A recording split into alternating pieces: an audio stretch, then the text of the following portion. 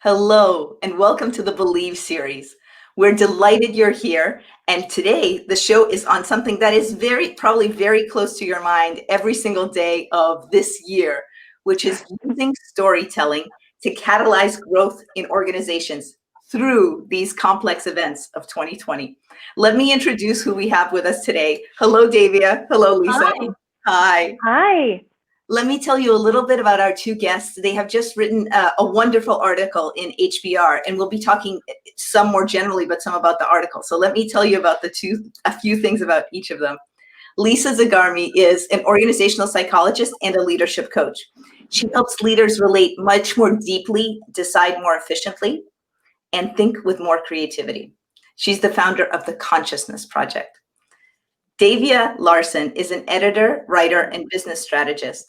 She works on projects from blogs to books and across media such as video and podcasting. She's recognized as an intuitive, influential, and expressive professional who quickly builds trust with all personalities, relentlessly strengthening brand messages and finding robust solutions to problems. Davia is based in Portland, Oregon. Davia and Lisa, hello, welcome. Hi. Hi. Well, as you know, we ask questions about what you believe. So before we do that, let's start with each of you. What is the field or industry that you would say you're in? Davia, how about you? I would say I'm in business communications strategy, and yes, I do a lot of writing. I do that too. Business communications and a lot of writing. That sounds good. And Lisa, how about you? Stenya, I'm in leadership development and organizational psychology. Yep. Within those fields, what do each of you believe to be true that few others in your field would agree with you about? I can take that if you'd like. I want to pan out not just in our field, but in general right now, Stenya. I think America is a country really in deep pain right now with the coronavirus, with racial injustice that's sort of shown up, with economic insecurity, with political polarization. There's a lot of uncertainty right now, and a lot of us are having a hard time coping. But what we really believe, Davia and I, is that sharing personal stories in the workplace, which is not where we think about doing that, is a way to initiate post-traumatic growth. And those sharing of stories really helps employees make meaning of all of the trauma that's going on right now in 2020. And it helps us build connections and really increase competence and hopefully unleash productivity in organizational life. So I would say that telling stories, personal ones, in the workplace right now is what we believe is different than maybe what some of our colleagues are saying. Yeah. So telling personal stories in the workplace, that's certainly counterintuitive. That is not the first place I want to tell a personal story. Let me go to my work colleagues. That's right. There's a term you use that I'd love for you to just touch a little bit more on for the people who are with us today, post-traumatic growth. Right. Post-traumatic growth is something that most people aren't familiar with. We know about post-traumatic stress, and post-traumatic growth is not the opposite of post-traumatic stress. What it really is it's the transformative positive change that can come from grappling with and engaging with adversity, severe adversity. And what it really means is that people have to make meaning of that adversity. And a lot of sort of scholars, narrative scholars, which Davia is one, believe that post-traumatic growth is really about restoring yourself. It's sort of saying, what meaning can I make out of this? And who can I be as a result of this adversity? I just love that word, restoring yourself. And Davia, could you give me a little context? What do others in your field believe to be true that your belief is different from that? Well, I think that we acknowledge that we are all telling ourselves stories all of the time. So no matter who you are, where you are, you're already telling yourself a story about how the pandemic impacts you, how insecurity impacts you, how all the fires on the West Coast have impacted you and us and cities and towns. So we can't help but make stories. We have some choices, though, to make if we're committed to growth, to thinking about trauma and then how we want our story to unfold from that. And that's the restorying, that's the making of the meaning. And I think one of the most important things for businesses to be aware of is that unless you acknowledge the trauma and the pain that we're in, you're not going to get to that stage of new integration and direction. So that's why a lot of businesses are like, well, we don't really want to get into like what's not going so great right now, but really that's like the first and crucial step. And the research all points to this. Yeah. Again, it goes to your main belief, which is counterintuitive. If you think of a manager listening to us today and thinking, oh my gosh, I'm going to unleash personal stories in my workplace. What is this? What's going to happen? So I want to ask you, how did you come to this belief that unleashing personal stories in the workplace is a good thing? Go ahead, Lisa. Well, I'm an organizational psychologist, and I had previously published on using ritual and reflection, Senya, and really two alliterative words, which we're going to get to in this conversation a little bit later, as guideposts for goal accomplishment. So I had already started to sort of publish and research that. And then I've been fascinated with post-traumatic growth as a concept, and the literature's exploded in the last sort of 2 to 3 years about that. So, we just looked at what we know to be true about organizational life and storytelling, and we looked at the research on post-traumatic growth, and we know that with psychological safety, that organizations can be a good place for people to start processing their trauma. They go to work every day, and they have a network there, and those connections are meaningful. So we figured out that we know we can tell stories in organizational life. As Davia said, it's already happening already. It's about making them more explicit and using them for good. Davia, I'm going to ask you the same thing, but I just want to already share what some people are saying. So your idea of sharing personal stories in the workplace, we have someone on Facebook saying, love that. And we have somebody else saying, yes, the stories of our lives matter. So thank you. It's already resonating with the people who are with us today. Davia, what would you add to this, to how you came to this belief that this is, I would even sort of add a word, that this is crucial in the workplace? Right. Yeah. So I came at it from a little different angle initially. I'm a storyteller by trade. I was working in a company that experienced a lot of trauma in the Great Recession. And my kids have since grown up and become young professionals, and they both have significant others. And immediately when the lockdown came, their lives were upended. And work from home sounds good. I mean, a lot of people are getting good results, but for my crew, they were reporting to me that they live in these tiny apartments in the middle of cities, and they designed their whole lives to get outdoors and go to work every day. That was the whole thrust of their life. And so what they were doing all of a sudden was sitting across their small dining room tables from each other, opening their laptops and then screaming into their Zoom calls like over the top of one another. I mean, there was no capacity or facilitation, and they were all of a sudden spending way too much time together. And it was just, and so I was like, whoa. So I thought back to stories that had come out of the Great Recession, which I had listened to with great interest in years following the recession, and watching meetings in which the minute something around the recession or the pain in their careers had come up, I mean, again, this was a few years after, the whole meeting would just derail. Like all of a sudden we were just right back there. And I realized eventually that I was just listening to unprocessed trauma. We hadn't found a good way to deal with this sort of thing in the Great Recession. And then when I saw my kids going through this, I was like, oh my gosh, what would I do to help them? Like, what would I bring to bear? And I thought, well, I'd make everyone sit down in their team and start telling stories. And I would put some frames around it so that it invited growth instead of a wallowing. So we don't need a lot of wallowing, but we need some ways to positively initiate the growth that we want in our lives anyway. Right, right.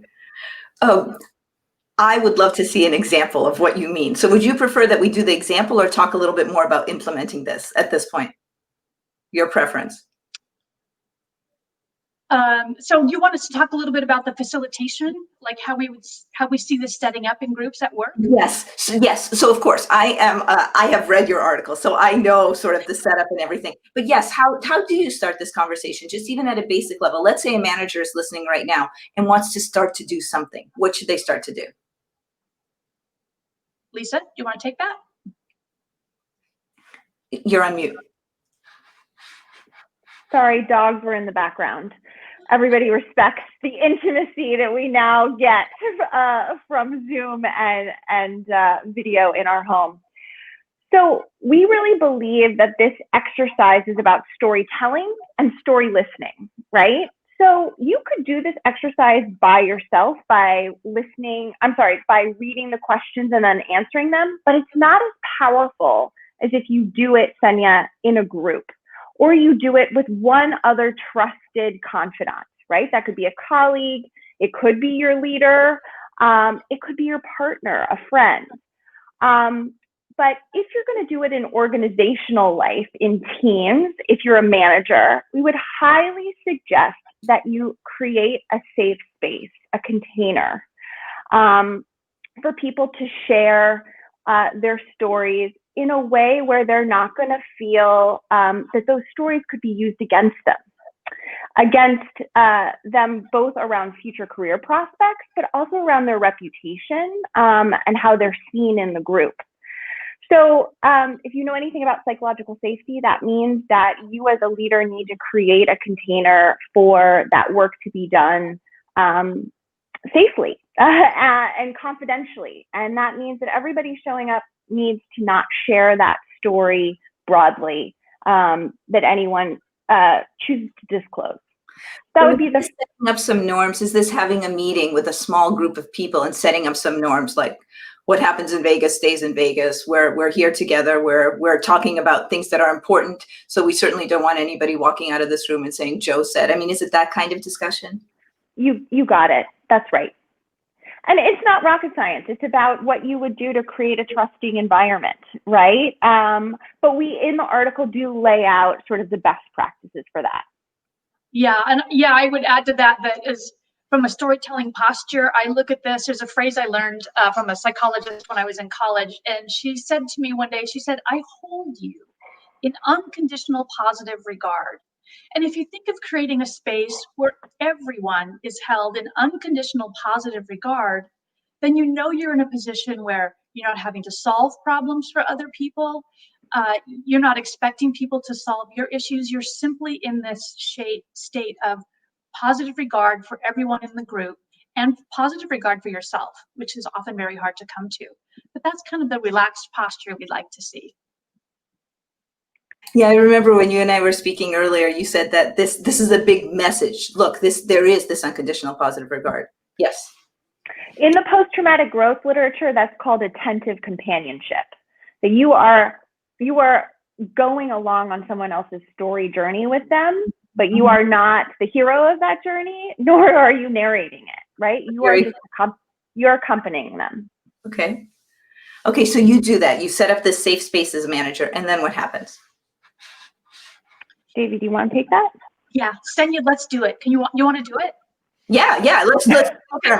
I'm the guinea pig here. Okay, let's do it. So essentially, the short answer is you're going to go around the circle 3 times, and you're going to come out at the end with a narrative compass. And so, Senya, why don't we just do this, and then everybody can see kind of how it works. And this is a very small sample size, right? It's just going to kind of be the 2 of us playing this, but people will get a much better idea. So the first thing is to ask 2 questions, and you give people space in the group to answer these. So what's the greatest loss you've experienced in COVID-19, and what's the greatest gain you've experienced? So Senya, if I turn that over, and you can answer those questions in either order or together. So Senya, what would your response be if I asked you to tell that story? So you're asking me in the business context, in my work context. That's such an important point. Thank you. So we're not qualified psychologists here, so we do want personal stories, but they're reflections that happen to you, things that happen around work, or things that are current to you while you're in your workspace. And that's how we're going to pull new ideas around growth for each person in the group. So, yes. Go ahead. Okay, super, super. So in the workspace, as the people who come to this broadcast know, I run an organization. It's called Silicon Valley Change. It's there are a number of coaches, over 80 coaches. And for a long time, this is actually funny you asked, that both of you asked these two questions together. For a long time, I've wanted to move us more from coaching senior managers and directors to more of coaching the C-suite and senior VPs and VPs. And we have been doing both kind of in our organization. And as the coronavirus hit, there was not as much demand to coach people in senior manager and director positions. And so there was much more demand, to coach at the C-suite and senior VP level. And while that had been sort of a goal of mine, I hadn't really made specific directions to go there. So I'm delighted you asked this question. That's been the greatest gain, actually, to look for those partnerships where we can help people at that level. And that's a little bit surprising, because I would not have expected to pivot the business a little bit in that direction over these very strange past 6 months. Great. Okay. Excellent. So good. Yeah. So everyone would go around and share those stories. And then we're going to come to the next set of questions, which are, what are you learning about yourself through this experience, Senya? And if you were to carry that forward, these things that you're learning or newly acknowledging, what would it look like if you applied those things you're learning going forward into the future? I feel very on the spot because I'm a coach, but I'm being coached here by you, Davia and Lisa, so I'll take it on. I love it. What am I learning about myself? I'm learning that if there's something that's been big in the background, that it might be that I bring it out and actually push forward on it and really work on making forward progress, even if the timing seems tricky or not ideal. In the background sometimes. You know what this reminds me of? And it's cool that I am learning this about myself. A long time ago, when I was maybe 22 to 25, I was working on Wall Street and at Morgan Stanley Asset Management. And my dad, who was a trader also and a portfolio manager, told me it is at turbulent times that people, especially in finance, get promoted. So it's at turbulent times that a 28-year-old can become a managing director at a huge company. So that's kind of a neat thing. I hadn't thought about that in a long time. Wow. Okay. So we're sort of seeing where you want to build your strengths or to continue to exercise these new muscles that you're flexing. And this is where we bring in the narrative compass piece. So there's a slide on this with a bunch of words on it. I don't know if you can go to that, Senya, and it's okay if you can't. But a narrative compass is a compressed distillation of your stories, and you compress it down to 2 words that are very meaningful to you and easy to recall. So many clients will form an alliterative phrase, which could be friendly and focused, or just things that resonate, that come out of your stories and that help you explain how you want to move forward. So often we're in organizations that have set forward what we're doing, what we're trying to accomplish, what the mission is, and you as the worker, employee, or even manager or executive may be going like, how am I going to do this? How do I bring this forward into the world? And your compass is there to tell you how. Well, I'm going to do that with friendliness and focus. That's your compass, and it's like an earworm. It just gets into your head and keeps coming back. So Senya, thinking about your stories, what you've gained, what you'd like to keep flexing and producing in the world, what are a couple of words you might choose? So I know from the stories, one word that I would choose is strategic. It's been wonderful to work with leaders at a strategic level where we feel as coaches that the impact we're making on their work is affecting the whole company. It's helping when it helps. So strategic. So then I want to play this game. So if it's strategic, I'm going to the S words here, and it's not self-confident or strong, but spontaneous really jumps out actually. So strategic and spontaneous, being responsive in the moment. I kind of like that, the strategic, spontaneous approach. Right. Yeah, good. Well, because strategy often just means, well, not only do you have time, you need time to be strategic, but it often means like you're sort of planning these sets of ideas or setting things into motion while your spontaneity is allowing you to keep that fresh and vital and forward flowing and responsive to the moment. So I can see that there's a lovely pairing in that. So when we get to this point, typically ask people in session to share. Some people a little more shy. Some people might need help, in which case it's okay to ask for help if you want someone to help you a little bit find the words that you need. And you also might adjust it over the course of the next 24 hours. But we conclude the session by just giving some people some ideas of how they might want to use it. So one thing that we talk about is the 5-minute commute. So instead of going to your work every day in the car, you might just set aside 5 minutes to think about, okay, here's my compass, here's what's coming up in my day. Let's see, what are my challenge points? What are pinch points? Is there anything in my day that makes me feel uncomfortable? And then think about ahead of time where you might bring that to mind, use it, and see if it helps you with the flow of your day and reducing your stress and anxiety and making you feel like you have more agency over the day. Like, I'm choosing how to show up in the day. I'm just not letting the whole world happen to me. That's where you start feeling the real turnaround. Another thing is to do a nightly review. So maybe this is your go home 5 minutes of the day, however that you're doing the dishes before you get dinner ready or however that works for you. And you're just going like, so how did that go? When could I have used that a little more, or how might it help me, or where did it go great and I want to do more of that? So that's another way to use it. And the other thing you can do is have a trusted partner, like a reporting partner. And without judgment, just saying things you notice about your compass to this other person, exploring how well it's working, if you maybe need to switch a word, to adjust it to make a better fit. And you can just tell a little bit about how it's going. And it brings things to mind. Again, this process of saying things out loud triggers the mind to think of things in a new way, or maybe a little more deeply than you have. So those are our thoughts on that. Davia, I'm hearing a ton of ideas. So one is the morning commute. Another is review at the end of the day. And another is choose a trusted partner. Which, should this be someone that you work with, or should it be a friend? Who's a good candidate for a trusted partner? Right. I think it can be within or without of the organization. I think that trust and that confidentiality of what you're talking about are the most key things there. And probably somebody close enough, they might have some idea of your context at work. And let me just share what people are saying. So first of all, Christian is saying, I just asked my daughter these questions yesterday.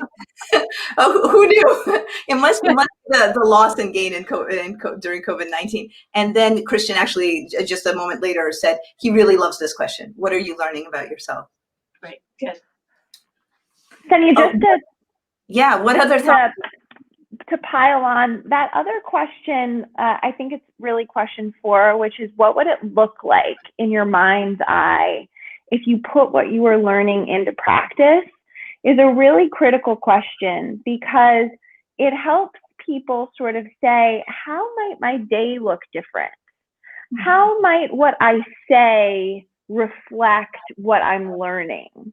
And that mind's eye part is a really critical piece to us activating what is true for us, what we're gaining, what meaning we're sort of reaping from all the adversity that we're grappling with. Yeah, that sounds really practical. So not only what have I learned, but how do I continue to take this? What does it look like? I just what would it look like? Yeah. What you're saying, Lisa, taking something from a big concept. Davia and I talked earlier, and both she and I tend to be at the strategic level just naturally. So taking that to a day-to-day level, it really just makes you see it, kind of see the forest through the trees. Yeah. That's right. And then the narrative compass, the 2 words that you end up using, become like your coordinates, right? To align your behavior, to align your speech, to align your actions and your intentions with what that picture of activating your learning really looks like. I love that visual. So here you are, that's your longitude and latitude. So for me, strategic, spontaneous. Would you like to share your 2 words, whether it's this year's or previous years? Yeah. So I live in Portland, and I'm living on my own right now, which is a new setting for me. And I chose before pandemic to move into this very, very, very center of downtown Portland. So I am witness to and hear all of the protests 3 blocks from the Justice Center, and a lot of things unfolding right in front of me in Pioneer Square. So the pandemic and then the protests we're just so top top in my day. And I was having a hard time really marshaling myself and trying to absorb everything. So I did this exercise and I came up with the words. Now I just forgot them. Energy and ease. Blooper. Energy and ease. And it just has allowed me to remind myself to bring my energy in, to focus where I am instead of on everything crazy that's out there, and then to ease my way through the day and to just realize that these things that look like mountains I can't climb over right now, I can break them down. I can break them down and just let that be easy and change my mindset around them. It's been really helpful for me in a really disorienting summer. And so what are the words that you're going with? The energy and ease are my words. Yeah. Nice. And Lisa? Sonia, my words are revive and reveal. And, you know, I'm really choosing to look at everything that's happening in 2020 as an opportunity to see where I hadn't been looking or where the collective hadn't been looking. So reveal, like, what are we seeing about the environment? What are we seeing about our connections to other people? What are we seeing about systemic racism? What are we seeing about how we've possibly not supported healthcare appropriately in the world? So reveal is something that I'm looking at. I also have a brand new baby, and he is revealing to me the sweetness and the hope and the possibility, I think, of being on the planet at this time. So reveal is really up. And then revive, because I have a new baby, I've been trying to revive my body and reconnect to my body and my energy. And I think revive also enables me to sort of look at the mini traumas or the mini disruptions that have happened in 2020 and sort of say, how can I reset after each one of those? I am sharing right now with everyone who's with us. I'm sharing the link to your HBR article, so they should be seeing it in the comments for this video. As people go forward, and let's say they take this structure and they bring it to their workplace, what do you want people to keep in mind?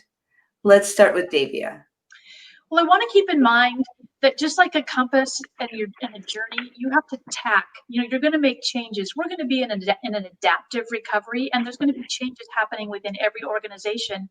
And your compass can be redone and retuned as you hit another milestone or huge challenge, or you change roles, or your company transitions. That's an excellent opportunity now that you've done this once to do it again and then realign with what needs to be happening with you in your growth and purpose cycle now.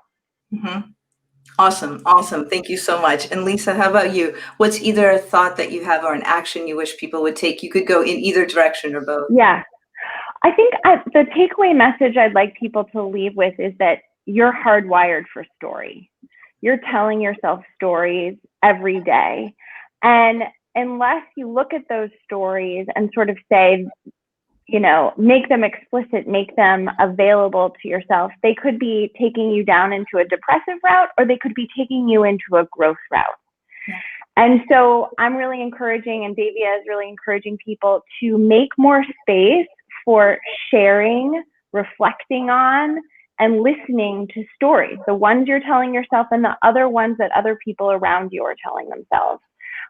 It's often an overused, looked tool in organizational life, because those stories are there, but they could be negative, or they could be tiring or depressive, and there's an opportunity there to sort of re-story if you can. Yeah, I'm loving both of your contributions to this idea of restoring and this narrative compass. So I'll just end with one last question for each of you. What has been the most fun about this work? I just like how excited people get when they get a new idea or frame or tool to work with. And what I love is that this comes with just from within us. It comes from our own desire to have healing and to come out of trauma with new purpose and awakened identity. And it's not like a lot of things that happen in a corporate world where new structures are like put on top of you. Like, here's your framework. You will learn this X way. And this just totally, it's organic, coming from inside. It's using your best inner light. And that's what I really love about it. Beautiful. Thank you. Yeah. Please.